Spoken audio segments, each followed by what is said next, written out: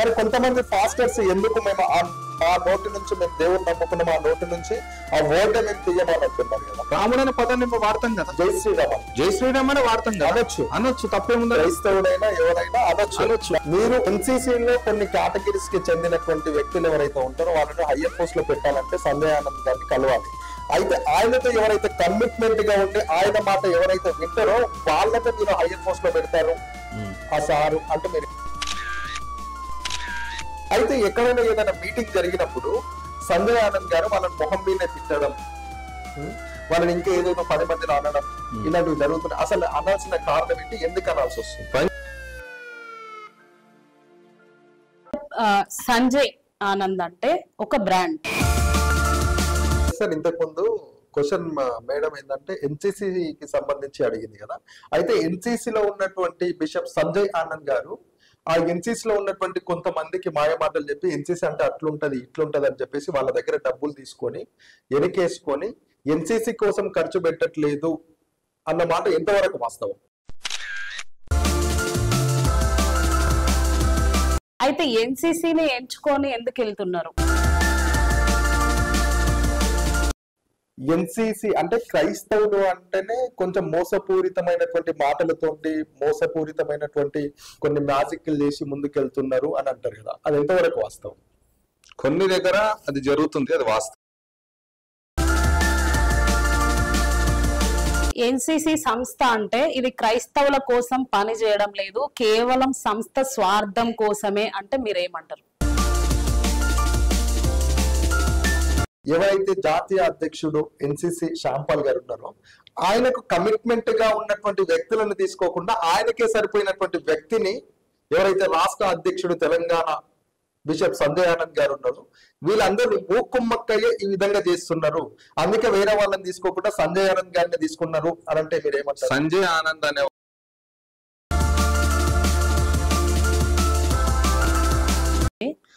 వీళ్ళు కేవలం డబ్బుల కోసమే పనిచేస్తున్నారు అనే పాస్టర్స్ కొంతమంది క్రైస్తవులు వీళ్ళు నాయకులు ఎన్సీసీని అడ్డం పెట్టుకొని డబ్బులు సంపాదించడానికి మాత్రమే ఈ ఎన్సీసీని ముందు పెడుతున్నారు అనే అలాంటి వ్యక్తులకు మీరిచ్చే సమాధానం ఏంటి?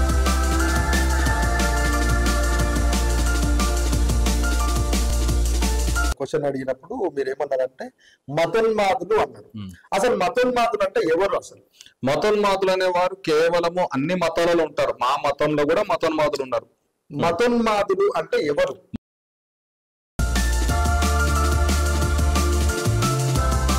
ఎన్సీసీ క్రైస్తవుల కోసమే అని అంటున్నారు కాబట్టి మరి ఒకవేళ ఇప్పుడు చర్చిల మీద గానీ సంఘాల మీద గానీ క్రైస్తవుల మీద గానీ దాడులు జరిగినాయి అనుకోండి, మిమ్మల్ని ఎట్లా కాంటాక్ట్ అవ్వాలి? మాకు ఒక టోల్ ఫ్రీ నంబర్ కూడా ఇటీవల కాలంలో మేము స్టార్ట్ చేసామమ్మా. టోల్ ఫ్రీ నంబర్ కూడా మీకు ఇటీవల కాలంలో మేము టోల్ ఫ్రీ నంబర్ స్టార్ట్ చేసాము.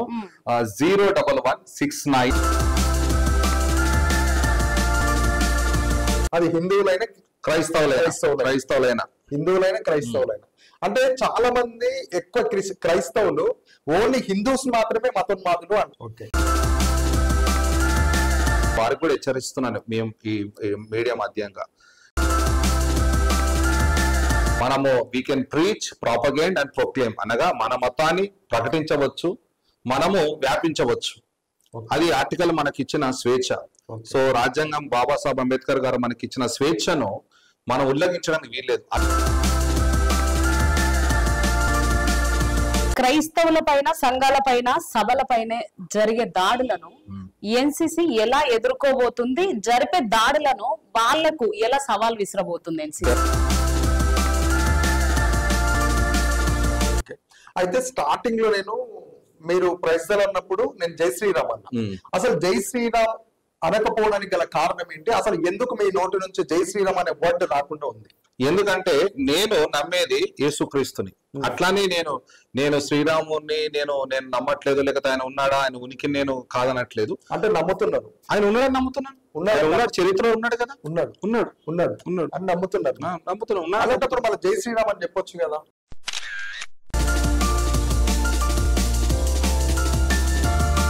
అయితే ఎదుటి వ్యక్తి మీ ఫ్రెండ్స్ ఎవరైనా ఉన్నప్పుడు అది హిందూ అండ్ ముస్లిం ఎవరైనా ఉన్నప్పుడు మిమ్మల్ని కలిసినప్పుడు అరే జై శ్రీరామ్ రా అన్నప్పుడు మీరేమంటారు? నేను హలో అని చెప్తాను. హలో ఎందుకు ప్రైజ్ అలా చెప్పొచ్చు కదా మీరు. ఇప్పుడు హలో అనే వర్డ్ ఎందుకు వచ్చింది మీకు? నేను అవతల వ్యక్తి హిందూ అయినప్పుడు, ఆయన మీ ఫ్రెండ్ అయినప్పుడు, నీకు జై శ్రీరామ్ అని చెప్పినప్పుడు ఆయనలో ఉన్నటువంటి భావజాలాన్ని వ్యక్తపరిచినప్పుడు మీరు ఒక క్రైస్తవుడు కదా, మీరు ఎందుకు ఆయన జై శ్రీరామ్ అన్నప్పుడు మీరు ప్రైజ్ అని ఎందుకు చెప్పొద్దు? ఇప్పుడు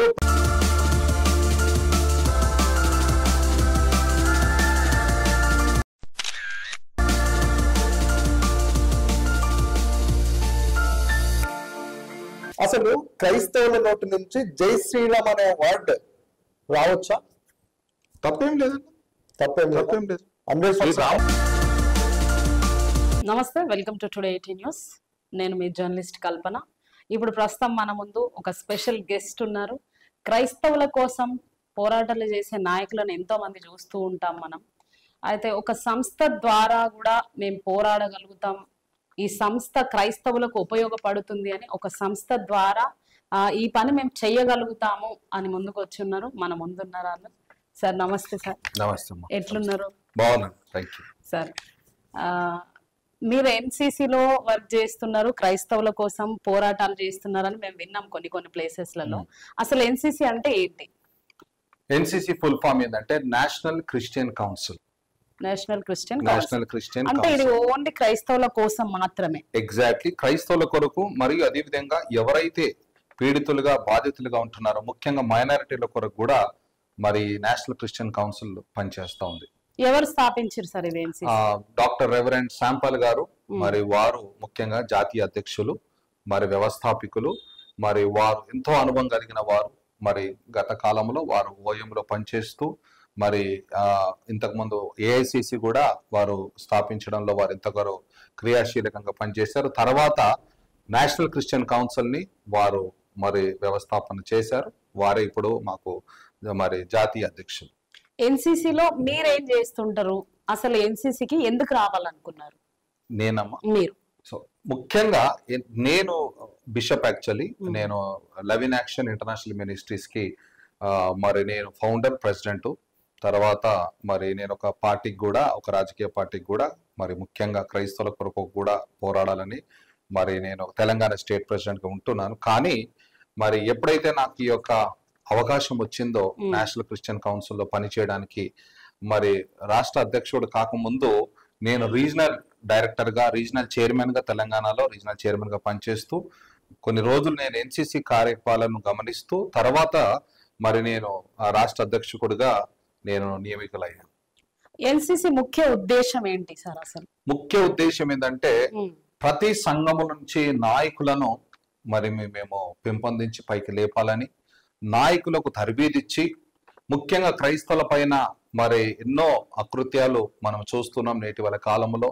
మరి మైనారిటీస్ పైన ఎన్నో దౌర్జన్యాలు చూస్తున్నాం. వాటిని ఎదిరించడానికి, వాటి కొరకు పోరాడడానికి, సమాజంలో ముఖ్యంగా సమాజంలో అందరితో కలిసి మమేకమై పనిచేయడానికి ఒక క్రియాశీలకంగా మరి ఒక కౌన్సిల్ అనేది ఉండాలి. కాబట్టి నేషనల్ క్రిస్టియన్ కౌన్సిల్ మరి మైనారిటీల కొరకు, తర్వాత సమాజంలో ఒక హార్మనీ క్రియేట్ చేయాలి, మరి ప్రేమ, మరి అనురాగాలు మరి సమాజంలో ఉండాలి, కలిసిమెలిసి అనాథములుగా బ్రతకాలనే ఉద్దేశంతో ఈ కౌన్సిల్ యొక్క ప్రాముఖ్యమైన ఉద్దేశం. బిషప్ సంజయ్ ఆనంద్ అంటే ఒక బ్రాండ్, ఆల్రెడీ ఇంటర్నేషనల్ తో కలిసి పనిచేస్తున్నారు. కొన్ని రాష్ట్రాలు తిరిగి మీరు సేవ చేస్తున్నారు, క్రైస్తవుల తరఫున మాట్లాడుతున్నారు. అయితే ఎన్సీసీని ఎంచుకొని ఎందుకు వెళ్తున్నారు? ముఖ్యంగా ఇప్పుడు ఒంటరిగా పోరాడడానికి కొన్ని పరిమితులు మాత్రమే ఉంటాయి, ఒంటరిగా పోరాడితే. కానీ ముఖ్యంగా నేను శాంపల్ గారిని చూసినప్పుడు వారికి ఉన్న నైపుణ్యత, అనుభవము, వారికి అనుభవాలు చాలా ఉన్నాయి. ఎందుకంటే అంతర్జాతీయంగా వారు ప్రయాసపడ్డారు, పని చేశారు, అనేక ఆర్గనైజేషన్స్ వారు పని చేశారు. ముఖ్యంగా భారతదేశంలో ఎక్కడెక్కడైతే క్రైస్తవుల పైన, మైనారిటీస్ పైన దాడులు జరిగినప్పుడు వారి విషయమై వారు నిలబడి పోరాడిన విధానము నాకు నచ్చి, ముఖ్యంగా తెలంగాణ ప్రాంతంలో నేను కూడా క్రియాశీలకంగా పనిచేయాలనే ఉద్దేశంతో వారితో కలిసి ఎన్సీసీలో నేను జాయిన్ అవ్వడం జరిగింది. అప్పటి నుంచి ఇప్పటి వరకు మరి ఎన్సీసీతో శాంపల్ గారు సార్ గారితో ప్రయాణం అనేది ఇంతవరకు కొనసాగుతుంది. ఎన్ని సంవత్సరాలు అయింది సార్ ఎన్సీసీ స్థాపించి? ఇది 12 సంవత్సరాలు ముగించుకొని ఇటీవల కాలంలో జూలై 2వ తారీఖున 13వ సంవత్సరమును మేము యానివర్సరీ వేడుకలు జరుపుకున్నాం. ఇప్పటి వరకు 13th ఇయర్ ఇది మొదలుపెట్టి. కానీ ఇటీవల కాలంలో తెలంగాణ ప్రాంతంలో అంటే ఆంధ్రాలో ఎప్పటి నుంచో చాలా పవర్ఫుల్ గా ఎన్సీసీ పనిచేస్తుంది. కానీ ఇటీవల కాలంలో తెలంగాణలో ఇటీవల 8 నెలల నుంచి చాలా క్రియాశీలంగా అన్ని రాష్ట్రాల కంటే ముందు దూసుకొని వెళ్తుంది ఎన్సీసీ. అయితే క్రైస్తవుల మీద ఎక్కడైనా దాడులు జరిగినప్పుడు అక్కడ ఎన్సీసీ ఉంటుందా? తప్పక మాకు సమాచారం వచ్చిన వెంటనే ఎన్సీసీలో, ఎందుకంటే మా స్ట్రక్చరే మేము అట్లా ప్లాన్ చేసాం. ఎందుకంటే మరి రాష్ట్ర స్థాయి నుంచి ఒక కాన్స్టిట్యూషన్స్ లెవెల్ వరకు, ఒక మండలం లెవెల్ వరకు కూడా మాకు టీమ్స్ ఉన్నాయి. ఎక్కడ ఎప్పుడు ఎలా ఏ రీతిలో దాడులు జరిగినప్పటికీ కూడా సంఘాల పైన కానీ సేవకుల పైన దాడులు జరిగినప్పుడు కూడా ఎన్సీసీ తప్పక చురుకుగా అక్కడ ఉంటుంది, పాల్పొందుతుంది, పోలీస్ స్టేషన్ వెళ్తుంది, కేసులు పెట్టడానికి సహకరిస్తుంది, మరి పోరాడుతుంది కూడా. క్రైస్తవులు చాలా మంది ఒక సంస్థను ముందుకు పెట్టుకొని వెళ్ళి, అంటే అది ముఖ్య ఉద్దేశం ఏదైనా అయ్యి ఉండొచ్చు, చాలా మందికి అందులో ఒక నెగటివ్ థాట్ ఉంటది. ఒక సంస్థ పెడుతున్నారు, డబ్బులు వసూలు చేస్తున్నారు, అసలు ఆ సంస్థ ముందుకు వెళ్తుందా లేదా అని చూస్తే మీరేం చెప్తారు దానికి? ఒక సంస్థలు చాలా క్రిస్టియన్ సంస్థలు చూస్తూ ఉంటాం, అలాగే ఉందా ఎన్సీసీ కూడా? సింపుల్ గా చెప్పాలంటే ఎన్సీసీలో ఉన్న ప్రతి సభ్యుడు కూడా సొంతంగా ఒక మెంబర్షిప్ ఫీజు కట్టుకొని దీంట్లో జాయిన్ అవుతాడు. ఎక్కడి నుంచో జనాల నుంచి మేము పోగు చేసింది కానే కాదు. సొంతంగా మా సొంత డబ్బులు పెట్టుకొని, మా సొంత ఖర్చులు పెట్టుకొని, మా ప్రయాణాలు కావచ్చు, కేసులు వాదించడం విషయంలో కావచ్చు, లాయర్లకు ఫీజులు కావచ్చు, మా ఏ ఖర్చులైనా సరే స్వయాన మా కార్యక్రమాలకు కావాల్సినవి ఏవైనా సరే మా స్వయాన డబ్బులు పెట్టుకొని మేమంతరం సభ్యులుగా మేమే డబ్బులు వేసుకొని ఈ కార్యక్రమాలు ఘనంగా విజయంగా మరి ముందుకు మేము జరిపించుకుంటున్నాం. ఎన్సీసీ సంస్థ అంటే ఇది క్రైస్తవుల కోసం పని చేయడం లేదు, కేవలం సంస్థ స్వార్థం కోసమే అంటే మీరేమంటారు? స్వార్థం అంటే దీంట్లో స్వార్థం అనేది లేదు. ఎందుకంటే ఇది ఒక ఎన్జిఓ, నాన్ ప్రాఫిటబుల్. ఎందుకంటే ఎటువంటి లాభాపేక్ష లేకుండా కేవలము క్రైస్తవుల పైన జరుగుతున్న దాడులను అరికట్టడానికి, మైనారిటీస్ ఎదుర్కొంటున్న సమస్యలను మరి మేము పరిష్కరించాలని, ముఖ్యంగా ప్రభుత్వాలతో కలిసి మమేకమై, ముఖ్యంగా ప్రభుత్వాలంటే మరి క్రిస్టియన్ మైనారిటీ కార్పొరేషన్ వారితో కలిసి ఎలా పనిచేయాలో వారితో మమేకమై ఒక చక్కని ఒక ప్లాట్ఫారం మేము క్రియేట్ చేసుకొని ఎవరికి ఏ అవసరం వచ్చినా, ఎవరికి ఎక్కడ దాడి జరిగినా, ఎవరు ఎక్కడైనా మరి వెనకబడ్డ వారి విషయంలో మేము ప్రయాసపడుతున్నాం, ప్రయత్నాలు చేస్తున్నాం. ఇంకా చేయాల్సిన చాలా ఉంది, కానీ అది ఒక తప్పుడు అపోహ, తప్పుడు నింద. ఎందుకంటే బురద జల్లే వాళ్ళు చాలా మంది ఉంటారు, పనిచేసే వారు కొంతమంది ఉంటారు. ఎన్సీసీ విషయంలో మనం గమనిస్తే ఎటువంటి లాభాపేక్ష లేకుండా, ఎటువంటి స్వార్థం లేకుండా, నిస్వార్థంగా మరి ఎన్నో గ్రామాలు, ఎన్నో జిల్లాలు, ఎన్నో పట్టణాలకు మరి తెలంగాణ ప్రాంతంలో నలుమూలల ప్రాంతంలో వెళ్తున్నాం. ఎక్కడ క్రైస్తవుల సమస్యలు ఎదుర్కొంటున్నారు, సమాధుల స్థలమే కావచ్చు, కార్పొరేషన్ లోన్సే కావచ్చు, లేకపోతే మతోన్మాదులు చేస్తున్న దాడులైనా కావచ్చు, ఈ అన్ని విషయాలలో మరి చక్కగా ఒక ప్లాన్ ప్రకారము మరి కమిటీ వారు, ముఖ్యంగా రాష్ట్ర కమిటీ అనేది మాకు ఒకటి ఉంటుంది, స్త్రీల వింగ్స్ ఒకటి ఉంటున్నాయి, లీగల్ వింగ్ అని ఒకటి ఉంటుంది. ఎందుకంటే స్వార్థం అనేది ఒక మనిషి నడిపించేది కాదు, ఇది యావత్తు ఒక కార్యవర్గం అనేది ఉంటుంది. రాష్ట్ర కార్యవర్గం ఉంటుంది, జిల్లా కార్యవర్గం ఉంటుంది, మరి కాన్స్టిట్యూషన్స్ లెవెల్ కార్యవర్గం ఉంటుంది, మండల్ లెవెల్ కార్యవర్గం ఉంటుంది. వాళ్ళందరూ కలిసి ఎవరి పరిమితుల్లో వారు పనిచేస్తూ ఉంటారు. కొంతమంది క్రిస్టియన్సే ఎన్సీసీ గురించి వీళ్ళు కేవలం డబ్బుల కోసమే పనిచేస్తున్నారు అని పాస్టర్స్, కొంతమంది క్రైస్తవులు, వీళ్ళు నాయకులు ఎన్సీసీని అడ్డం పెట్టుకొని డబ్బులు సంపాదించడానికి మాత్రమే ఈ ఎన్సీసీని ముందు పెడుతున్నారు అనే అలాంటి వ్యక్తులకు మీరు ఇచ్చే సమాధానం ఏంటి? ఒక్క కేసు కూడా, ఒక్క సమస్య కూడా, ఒక్క ప్రాబ్లం కూడా ఈ రోజు దాకా నమోదైనట్టుగా, మా మీద నింద వచ్చినట్టుగా ఎక్కడా లేదు. మొదటి విషయం ఏంటంటే మా స్వయంగా మేము పోగు చేసుకున్న డబ్బులతోనే మా కార్యక్రమాలు, మా బ్రేక్ఫాస్ట్ మీటింగ్లు కానీ, అవగాహన సదస్సులు కానీ, యానివర్సరీ వేడుకలు కానీ, లేకపోతే స్త్రీల సదస్సులు కానీ, మరి రాబోయే దినాల్లో యూత్ సదస్సులు ఎటువంటివైనా సరే మా స్వయం డబ్బులే, మెంబర్స్ మేమే వేసుకొని దీంట్లో పనిచేస్తున్నాం. ఎవరి దగ్గర మేము డబ్బు తీసుకుని లేదు, ఎవరి దగ్గర ఫండ్స్ తీసుకుని లేదు, ఎక్కడ కూడా మేము అనవసరమైన వాటిలో ఇన్వాల్వ్ అయ్యి డబ్బులు పోగు చేసింది ఒక్క దాఖలా కూడా లేదు. మీరు ఎవరినైనా కనుక్కోవచ్చు, ఓపెన్ ఛాలెంజ్ ఇది. నేను ఈ యొక్క మీడియా పక్షమున నిలబడి ఒకటే ఛాలెంజ్ చేస్తున్నాను, ఎక్కడైనా సరే ఎవరి దగ్గరైనా సరే అన్యాయంగా గానీ అనవసరం గానీ మేము ఎవరైనా డబ్బు తీసుకున్నామంటే మీరు ప్రూవ్ చేయొచ్చు. ప్రూవ్ చేసిన రోజు ఇమ్మీడియట్లీగా మేము దానికి జవాబు చెప్తాం. సో వింటున్నాం కదా, క్రైస్తవ నాయకులకు క్రైస్తవులకు కొంతమంది నోటి నుండి మేము విన్నాము. అలాంటి వాళ్ళకి బిషప్ సంజయ్ గారు మీడియా ముఖంగా ఛాలెంజ్ చేస్తున్నారు, అలాంటివి ఏమైనా ఉంటే మా ముందుకు వచ్చి నిరూపించండి అని. సో ఈ సవాల్ని మీరే ఎలా ఎదుర్కోవాలనుకుంటున్నారో, నిందలు వేస్తున్నారా లేదంటే ఇవి నిజాలా అనేది మీరే తేల్చుకోండి. ఎన్సిసి ఎన్ని రాష్ట్రాల్లో నియమింపబడింది సార్? ముఖ్యంగా ఎన్సిసి మనం గమనించినట్లయితే ఇది చాలా సంవత్సరాల నుంచి, ఆల్మోస్ట్ గత 12 సంవత్సరాల క్రితమే మొదలైనది. 24 ఇప్పుడైతే మనకు 24 రాష్ట్రాలలో, భారతదేశంలో 24 రాష్ట్రాలలో, అదేవిధంగా అంతర్జాతీయంగా కూడా కొన్ని దేశాలలో కూడా, ఒమాన్, దుబాయ్, కొన్ని ప్రాంతాలలో కూడా చక్కగా మనకు ఎన్సిసి కార్యవర్గం పనిచేస్తుంది. ప్రాముఖ్యంగా భారతదేశానికి వచ్చే వరకు 24 రాష్ట్రాలలో 33 జిల్లాలు, తెలంగాణ చూసుకుంటే 33 జిల్లాలలో క్రియాశీలంగా చక్కగా ఎన్సిసి పనిచేస్తున్నాము. తెలంగాణకి మీరే మొత్తం హెడ్ అంతా? నేను Telangana state president. Okay, president గా ఉండి. అయితే తెలంగాణలోనే విభాగాలు ఉన్నాయా లేదంటే ప్రతి స్టేట్ లో కూడా ఇలాగే విభాగాలతోటే ముందుకు? స్ట్రక్చర్ మాత్రం సేమ్ ఒకటే. శాంపల్ గారు మాకు ఒక చక్కని స్ట్రక్చర్ చేశారు. ఒక స్టేట్ ప్రెసిడెంట్ ఉంటారు, వైస్ ప్రెసిడెంట్స్ ఉంటారు, జనరల్ సెక్రటరీస్ ఉంటారు, ఒక కమిటీ ఉంటుంది, తర్వాత డిస్ట్రిక్ట్ కమిటీస్ ఉంటాయి, తర్వాత మండల్ కమిటీస్ ఉంటాయి, తర్వాత కాన్స్టిట్యూషన్స్ కమిటీస్ ఉంటాయి. సో కమిటీస్ అనేది పనిచేస్తుంటది. ఓవర్సీర్ గా ఒక స్టేట్ ప్రెసిడెంట్ గారు ఉండాలి కాబట్టి, ఒక జవాబుదారి ఉండాలి, ప్రతి స్టేట్ కి ఒక జవాబుదారి ఉండాలి కాబట్టి ప్రతి స్టేట్ కి ఒక ప్రెసిడెంట్ ఉంటారు. ఎన్సిసిలో ఉన్న విభాగాలు ఇవన్నీ? ఎన్సిసిలో విభాగాలు ఉన్నాయి ఏంటంటే 17 విభాగాలు ఉన్నాయి. ఓకే, 17 విభాగాలు ఏమిటంటే, అంటే ఒక కమిటీతో పాటు 17 విభాగాలు ఉంటాయి. దాంట్లో ప్రార్థన 17 విభాగాలలో ఒకటి ఏంటంటే, కొన్ని ఎగ్జాంపుల్స్ నేను చెప్తాను. ప్రార్థన విభాగం ఒకటి, అంటే దాని వింగ్స్ అంటాం, ప్రేయర్ వింగ్స్. రెండవది ఏంటంటే legal wing, children's wing, SC wing, OBC wing, ST wing, తర్వాత మీడియా వింగ్ కూడా మాకుంది. తర్వాత ఇటువంటి చాలా చెప్పుకుంటూ పోతే చాలా వింగ్స్ ఉన్నాయి. ప్రతి వింగ్ కి కూడా మరి స్టేట్ కమిటీ, స్టేట్ వింగ్ ఉంటుంది, తర్వాత డిస్ట్రిక్ట్ వింగ్ ఉంటుంది, మండల్ వింగ్స్ కూడా ఉంటాయి. అన్ని వింగ్స్ మాకున్నాయి, 17 వింగ్స్. అంటే almost business wing, youth wing, అన్ని వింగ్స్ 17 వింగ్స్ మేము చక్కగా మేము ప్లాన్ చేసుకొని, డిజైన్ చేసుకొని, దాని ప్రకారం ప్రతి రాష్ట్రంలో, ప్రతి జిల్లాలో ఈ వింగ్స్ పనిచేస్తూ ఉంటాయి. క్రైస్తవుల మీద జరిగే దాడుల కోసం ఎన్సిసి నిర్మించినప్పుడు ఈ వింగ్స్ తోటి అవసరం ఏంటి అసలు? కేవలం దాడులు మాత్రమే కాదు మా ఉద్దేశం, మిగతా ఏరియాలో కూడా గమనించినప్పుడు, ఎగ్జాంపుల్ బిజినెస్ ఉంది, క్రైస్తవుల బిజినెస్ చేసేవారు కూడా ఉన్నారు. సో వారికి ప్రత్యేకంగా ఎన్సిసి ఎలా ట్రైన్ చేయాలో, వాళ్ళని ఎలా బిజినెస్ లో ముందుకు నడిపించాలో, ఎంపవర్ ఎలా చేయాలో కూడా ఆ బిజినెస్ వింగ్ కూడా సపరేట్ గా ఒక వింగ్ పెట్టుకొని, క్రైస్తవుల్లో ఉన్న బిజినెస్ మెన్స్ ఆ వింగ్ లో మేము జాయిన్ చేసుకొని వారికి కూడా మేము ట్రైనింగ్ చేయడము, ఎంకరేజ్ చేయడము, బిజినెస్ ఆపర్చునిటీస్ క్రియేట్ చేయడము, national international business opportunities create చేస్తాం. అట్లనే ఉమెన్స్ వింగ్ వచ్చినప్పుడు ఉమెన్స్ ఎంపవర్మెంట్ మేము చేస్తూ ఉంటాం, స్త్రీల సదస్సులు పెడుతూ ఉంటాం. మరి స్త్రీల ద్వారా జరగాల్సిన కార్యక్రమాలు చాలా ఉన్నాయి.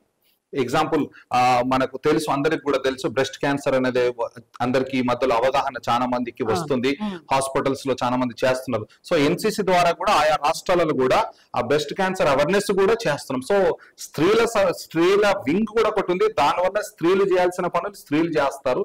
లీగల్ డిపార్ట్మెంట్ ఉంది, అంటే ఎక్కడ దాడులు జరిగినా, ఏ జిల్లాలో ఏ రాష్ట్రంలో దాడులు జరిగినా, ముఖ్యంగా ఎగ్జాంపుల్ తెలంగాణ స్టేట్ కి వస్తే, మాకు ఒక తెలంగాణలో లీగల్ వింగ్ అనేది ఒకటి ఉంటుంది, ఒక ప్రెసిడెంట్ ఉంటారు దానికి.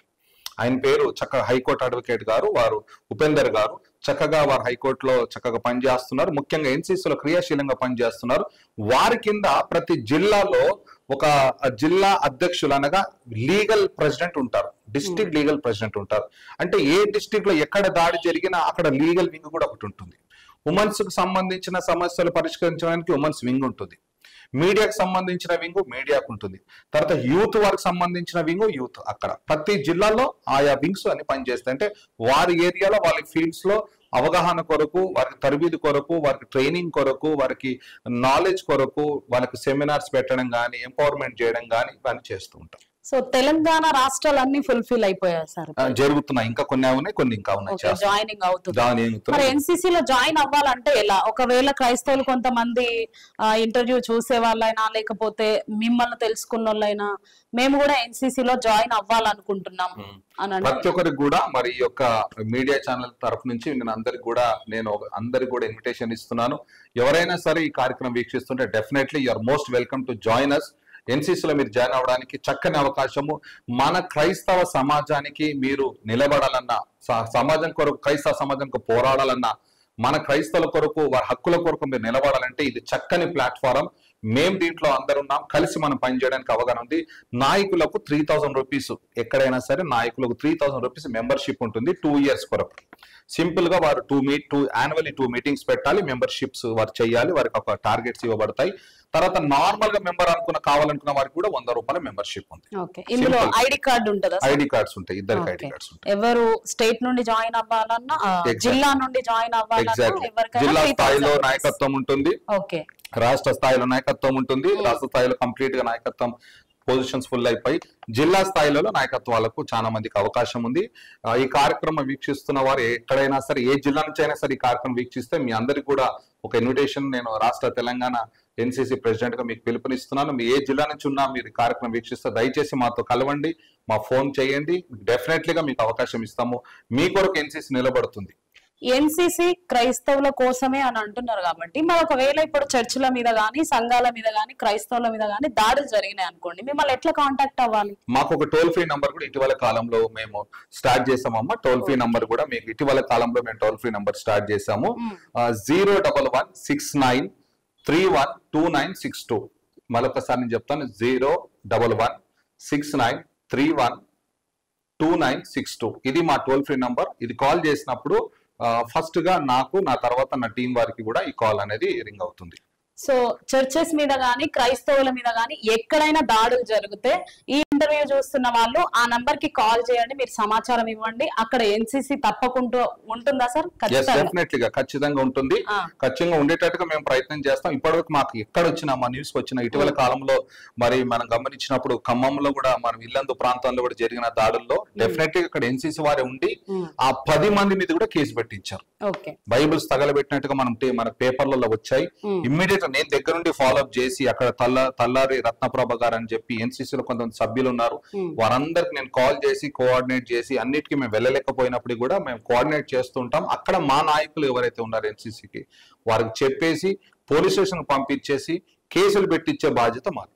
సో ఈ NCC toll free number note చేసుకోండి, కింద మేము కూడా స్క్రోలింగ్ లో ఇస్తాము. క్రైస్తవుల మీద ఎక్కడ దాడి జరిగినా కూడా మాకెందుకులే అనుకోకుండా సమాచారం ఇవ్వడానికి ప్రయత్నం చేయండి. ఎన్సీసీ భవిష్యత్తులో ఎలా ఉండబోతుంది సార్? అసలు మాకు చాలా పెద్ద కార్యాచరణ అయితే మేము పెట్టుకున్నాం, యాక్షన్ ప్లాన్ పెట్టుకున్నాం. ఎందుకంటే రాబోయే దినాల్లో ఫస్ట్ మా టార్గెట్ ఏంటంటే అన్ని జిల్లాల్లో ఎన్సీసీ పొజిషన్స్ ఫుల్ కావాలి. దానివల్ల ఏంటంటే ఇంకా క్రియాశీలకంగా మేము రాష్ట్ర వ్యాప్తంగా పనిచేయగలుగుతుంటాం. రాబోయే దినాల్లో మరి ముఖ్యంగా మరి అవగాహన సదస్సు మేము పెట్టబోతున్నాం, ఎన్సీసీ అవగాహన సదస్సు పెట్టబోతున్నాం. చాలా మందికి ఇంకా ఇప్పుడిప్పుడే యాక్టివ్ గా అవుతున్నారు. తెలంగాణ ప్రాంతంలో, ఆంధ్రాలో అయితే ఎప్పుడో ఎన్నో సంవత్సరాల నుంచి ఉంది, కానీ తెలంగాణలో ఇప్పుడే యాక్టివ్ గా అవుతున్నారు.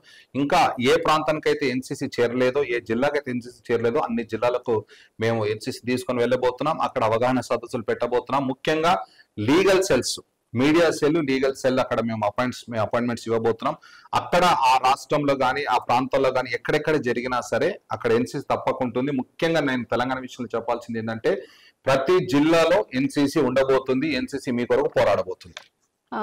క్రైస్తవుల పైన, సంఘాల పైన, సభల పైన జరిగే దాడులను ఎన్సీసీ ఎలా ఎదుర్కోబోతుంది? జరిపే దాడులను వాళ్లకు ఎలా సవాల్ విసిరబోతుంది? డెఫినెట్లీగా ప్రతి మతోన్మాదికి మేము చాలా మీడియా ఛానల్ ద్వారా వారికి మేము సవాల్ విసిరాము. డెఫినెట్లీగా మీరు ఇంతకు ముందు చేసినట్టుగా చేస్తే మేము ఊరుకోమని వారికి అనేక సవాల్ విసిరాము. మళ్ళీ చెప్తున్నాను, ఈ ఛానల్ ద్వారా ప్రతి మతోన్మాదికి ఒక హెచ్చరిక ఇవ్వబోతున్నాము. ఎందుకంటే ఒక టోల్ ఫ్రీ నంబర్ స్టార్ట్ చేసాం. ముఖ్యంగా ప్రతి జిల్లాలో ఒక లీగల్ సెల్ మేము మొదలు పెడుతున్నాం.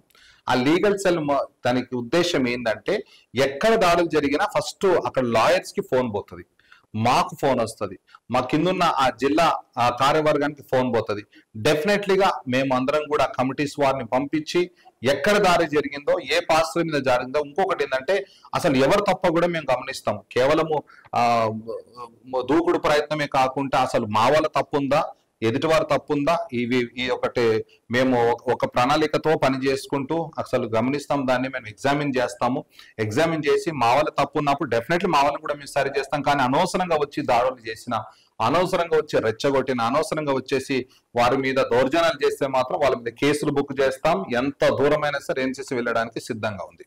సో గత కొంతకాలంగా జరుగుతున్న పాస్టర్ ప్రవీణ్ పగడాల కేసు విషయం ఇప్పుడు చాలా మంది మర్చిపోయినారు. దాదాపు ఒక 2-3 నెలలు అవుతుంది ఆయన చనిపోయి. దాని మీద మీ ఉద్దేశం ఏంటి సార్? అసలు అది హత్య అంటారా లేకపోతే ఆత్మహత్యనా? యాక్సిడెంట్ మేమైతే దాని హత్య అని అనుకుంటున్నాం. ఎందుకంటే ఒకటే ఛానల్ కాదు, ఈవెన్ TV9 ఛానల్స్ లో కూడా మేము అనేక ఛానల్స్ లో, 100 ఛానల్స్ లో కూడా యాజ్ ఎన్సీసీ తెలంగాణ అధ్యక్షుడిగా నేను ఆ పాయింట్ తీసుకెళ్లాను. మీకు ఇంకో విషయం చెప్తాను. యుఎన్ఓ మనం united national organization human rights department Kaveti Srinivas గారు ఇంటర్నేషనల్ లాయర్ అయినా హ్యూమన్ రైట్ కూడా చూస్తూ ఉంటారు. వారి సమీక్షంలో కూడా కూర్చొని ప్రెస్ క్లబ్ లో కూడా మేము ఇదే పోరాడుతున్నాం. ఎప్పటికైనా సరే ఈ విషయంలో మేము ఊరుకోము. అవన్నీ కూడా జరుగుతూనే ఉన్నాయి. మేము బ్యాక్గ్రౌండ్ గా ఏం వర్క్ చేయాలో అది చేస్తున్నాం. సుప్రీంకోర్టు వరకు కూడా అది పిటిషన్ వేయడానికి మేమందరం కూడా మమేకమవుతున్నాం. ఇటీవల కాలంలో కూడా ర్యాలీ కూడా జరిగింది. మీ అందరికి తెలుసు, జంతర్ మంతర్ దగ్గర కూడా ఒక ధర్నా కూడా చేశారు మన వాళ్ళు, మన టీం వాళ్ళందరూ కూడా. అక్కడ మా అంతా పోరాటం ఏంటంటే న్యాయం జరగాలి, చట్టాలు మారాలి. న్యాయం జరగలేదు అనుకుంటున్నారా? జరగలేదు. మేము ఆంధ్రప్రదేశ్ లో ఆల్రెడీ కేసు కొట్టేయడం జరిగింది. మేము అనుకుంటున్నాం అదంటే బూటకప్పు ఎంక్వైరీ అవన్నీ కూడా మేమైతే నమ్మమన్న వ్యక్తిగత ఆలోచన. నేను అంటున్నానంటే ప్రభుత్వం చేయాల్సిన రీతిలో అది చేయలేదని నేను అనుకుంటున్నాను. అది నా వ్యక్తిగత అభిప్రాయం. సో దీని వెనుక ఏదైనా రాజకీయం పనిచేస్తుంది? 100% రాజకీయాలు ఉన్నాయి, రాజకీయం జరుగుతుంది, రాజకీయం చేస్తూనే ఉన్నారు. కానీ క్రైస్తవులు కూడా ఊరికే ఉండరు. ఏ రోజుకైనా సరే క్రైస్తవులు నిద్రించే సింహాలు కాదు, ఇప్పుడు లేచిన సింహాలని మనం నమ్మాలి. పాస్టర్ ప్రవీణ్ పగడాల గురించి వ్యక్తిగతంగా మీరు చెప్పాలనుకుంటే ఆయన గురించి ఏం చెప్తారు? ఆయన మంచి దైవ సేవకుడు. ఎటువంటి వారికి ఎటువంటి దురలవాట్లు లేవండి. నాకు తెలిసినట్టు మటుకు, నేను విన్న సాక్ష్యం మటుకు చక్కగా నమ్మకంగా సేవ చేసే దైవ సేవకులు. అతన్ని ఎదుర్కోలేక, అతన్ని ఎదిరించలేక అతన్ని హత్య చేశారని నేను నమ్ముతున్నాను. సో ఎన్సీసీతో బిషప్ సంజయ్ గారు ప్రయాణం లైఫ్ లాంగ్ ఇలాగే ఉంటదా అంటే ఏమంటారు మీరు? నేను ఒక్కటే నమ్ముతాను, ఎంతవరకు అయితే నా అవసరత ఉందో, ఏ రోజు వరకు అయితే నేను చేయగలుగుతానో, శాయశక్తులా నేను ఎన్సీసీలో ఉంటానో, పనిచేస్తాను. చాలా మంది ఇలాంటి సంస్థలలోనే కలిసి పని చేస్తూ దాని తర్వాత సింగిల్ గా బయటకు వచ్చేసి సంస్థలు పెట్టుకోవడం ఇలా చేస్తూ ఉంటారు. సో అలాంటి ఉద్దేశం ఏమైనా ఉందా మీకు? ఎన్సీసీ ఏ రోజైతే సరిగా పనిచేయదో ఆ రోజు అది కూడా జరుగుతుంది తప్పక. ఏ రోజైతే ఎన్సీసీ తమ ఉద్దేశాలను సరిగా పనిచేయదో, ఏ రోజైతే ఎన్సీసీ మరి అనుకున్న నిర్దేశాలను ఉద్దేశాలను నెరవేర్చదో ఆ రోజు డెఫినెట్లీ బయటకు వస్తాను. ఎందుకంటే మేము ఎప్పటి నుంచో పోరాడాలని ఎన్సీసీలో జాయిన్ అయ్యాం. ఆ ఉద్దేశం దాంట్లో కనబడనప్పుడు, ఆ కార్యాచరణ దాంట్లో కనబడనప్పుడు, ఆ ప్రణాళికలు దాంట్లో కనబడనప్పుడు, సరిగా ఎన్సీసీ పనిచేస్తలేని సమయంలో డెఫినెట్లీగా మరి మేము బయటకు వచ్చి వ్యక్తిగతంగానే పోరాడతాం. ఒక సంస్థ పెట్టాలని ఏం లేదు, వ్యక్తిగతంగానే పోరాడడానికి ఏ సంస్థ అవసరం లేదు, వాడు పోరాడుతూనే ఉంటాడు. సో ఈ ఇంటర్వ్యూ ద్వారా క్రైస్తవ సమాజానికి మీరేం చెప్పాలనుకుంటున్నారు సార్? ఒకటే నేను చెప్పాలనుకుంటున్నాను, మీరు ఒంటరిగా పోరాడడం అనేది కరెక్ట్ కాదు. కలిసి పోరాడదాం. మనము కలిసి ఉంటే కలదు సుఖం అన్నట్టు, ఐక్యతమే మహాబలం అని మన అందరికీ తెలుసు ఆ సామెత. ముఖ్యంగా క్రైస్తవులు, ముఖ్యంగా ఇప్పుడు ఇంతకుముందు మనం విన్నట్టుగా ప్రవీణ్ పగడాల గారి మరణము తర్వాత క్రైస్తవుల్లో గొప్ప ఐక్యత వచ్చింది, అందరిలో ఐక్యత వచ్చింది. డినామినేషన్స్ పక్కన పెట్టి, డాక్ట్రిన్స్ ని పక్కన పెట్టి, మన యొక్క బిలీఫ్స్ ని పక్కన పెట్టి అందరూ ఏకతాటిగా వచ్చి ఎక్కడ దాడులు జరిగినా, క్రైస్తవుల పైన, కూటాల పైన, సేవకుల పైన, పాస్టర్ల పైన ఎక్కడ దాడులు జరిగినా అందరూ ఏకముగా కలిగి మనం పోరాడినప్పుడు డెఫినెట్లీగా మతోన్మాదులను మనం ఓడించగలుగుతాం. ఇది నా ఆలోచన. సో ఫైనల్ గా ఎన్సీసీ గురించి, ఎన్సీసీ టీమ్ కి, ఎన్సీసీ అధ్యక్షులకు మీరు చెప్పాలంటే వాళ్ళకి ఏం చెప్తారు? ఎన్సీసీ వాళ్ళకి మరి మా అధ్యక్షులు వారు నిజంగా నాకు ఇచ్చిన అవకాశాన్ని, శాంపల్ గారిని బట్టి నేను వారికి వందనాలు తెలియజేస్తున్నాను. బ్రైటీ బిలా మేడం గారికి నేను వందనాలు తెలియజేస్తున్నాను. ఎందుకంటే నమ్మారు, ఒక గొప్ప బాధ్యత ఇచ్చారు. ఇంతకుముందు నేను రీజనల్ చైర్మన్ గా ఉండేది, కానీ ఒక స్టేట్ నాకు అప్పచెప్పారు. నేను ఇంతవరకు చక్కగా నమ్మకంగా దాన్ని నడిపిస్తున్నాను, నేను నమ్ముతున్నాను. వారికి కూడా తెలుసు. మరి ఇంకా రాబోయే దినాల్లో కేవలము ఈ తెలంగాణ రాష్ట్రమే కాదు, అన్ని రాష్ట్రాలలో ఎన్సీసీ బలముగా, ఘనంగా దేవుని మహిమ కొరకు వాడబడాలని నేను ఆశిస్తున్నాను. ఎన్సీసీలో తెలంగాణ రాష్ట్రంలో ఎంతమంది ఉన్నారు ఇప్పుడు? ఆల్మోస్ట్ ఇప్పుడు మాత్రం ఐడి కార్డ్స్ తో పాటు 120 మంది ఉన్నారు. రాబోయే దినాల్లో ఇంచుమించుగా 7,000 నుంచి 8,000 మంది ఓన్లీ కార్యవర్గన సభ్యత్వమే 8,000 వరకు మేము టార్గెట్ చేయబోతున్నాం. ఓకే, ఓన్లీ తెలంగాణ రాష్ట్రం. మాత్రం. ఓవరాల్ గా ఎన్సీసీ లో ఇప్పుడు ఎంత మంది ఉన్నారు సార్ టోటల్ ఇప్పుడు 120 నుంచి 130 మంది వరకు టోటల్ గా ఉన్నారు. తెలంగాణలో కాకుండా టోటల్ అంతర్జాతీయంగా అంతర్జాతీయంగా అయితే మనం కొన్ని లెక్కేస్తే మన 8-10 మంది ఉంటారు మొత్తం. ఓకే, టోటల్ ఇప్పటికి ఉన్న వాళ్ళు మొత్తం టోటల్ అయితే అన్ని రాష్ట్రాల్లో కలుపుకొని 8-9 మంది వరకు ఉండొచ్చు. ఓకే, సో ఎన్సీసీ గురించి నేషనల్ క్రిస్టియన్ కౌన్సిల్ నుండి క్రైస్తవులకు ఎలాంటి సపోర్ట్ కావాలన్నా, ఎక్కడ దాడులు జరుగుతున్నా చర్చిలకు ఎలాంటి సపోర్ట్ కావాలన్నా ఒక సంస్థ మేమున్నాం మీకు ధైర్యంగా అని ముందుకొచ్చింది. ఆ సంస్థ ద్వారా బిషప్ సంజయ్ సార్ గారు మన ముందున్నారు. వాళ్ళు ఏం చెప్పాలి అనుకున్నారో ముఖ్య ఉద్దేశాలను తెలియపరిచారు. మీరు ఎలాంటి సమస్యలు ఎదుర్కొంటున్నారో ఒక చిన్న టోల్ ఫ్రీ నెంబర్ కూడా మీకు ఇవ్వడం జరిగింది. ఆ నెంబర్ ని కాంటాక్ట్ అయ్యి ఒకవేళ జాయిన్ అవ్వాలనుకున్నా, దాడులు తెలియపరచాలనుకున్నా, మీ పక్కన వాళ్ళ మీద దాడులు జరిగినా, ఏది జరిగినా కూడా మీరు తెలియజేయొచ్చు. ఇందులో కూడా న్యాయం ఉందా అన్యాయం ఉందా తెలుసుకొని వాళ్ళు ముందుకు రావాలనుకుంటున్నారు. మీరు కూడా సపోర్ట్ చేయండి క్రైస్తవులందరూ కూడా. సో మా ఇంటర్వ్యూ ద్వారా ఇది కూడా మేము తెలియపరుస్తున్నాం. సార్ వచ్చి మీ ఎన్సీసీ ఉద్దేశాలను, మీ ఉద్దేశాలను తెలియపరిచి క్రైస్తవులకు ఎలా రక్షణ కల్పించాలనుకుంటున్నారో తెలియపరిచినందుకు మీకు కూడా థ్యాంక్ యూ సో మచ్. మా మీడియా తరఫు నుండి కూడా ఎన్సీసీకి మేము కూడా మీకు సపోర్ట్ చేయడానికి క్రైస్తవులకు మేము కూడా సపోర్టింగ్ గా ఉంటామని ఈ ఇంటర్వ్యూ ద్వారా మేము కూడా తెలియపరుస్తాం. Thank you. అదే విధంగా టీవీ 18 న్యూస్ వారికి కూడా, టుడే 18 న్యూస్ వారికి కూడా, యాజమాన్యానికి కూడా నా అభినందనలు. వారు కూడా చక్కగా ఇంకా అంచలంచలుగా ఎదగాలని, వారు కూడా శాఖోపశాఖలుగా విస్తరించాలని కోరుతున్నాను. Thank you. God bless you.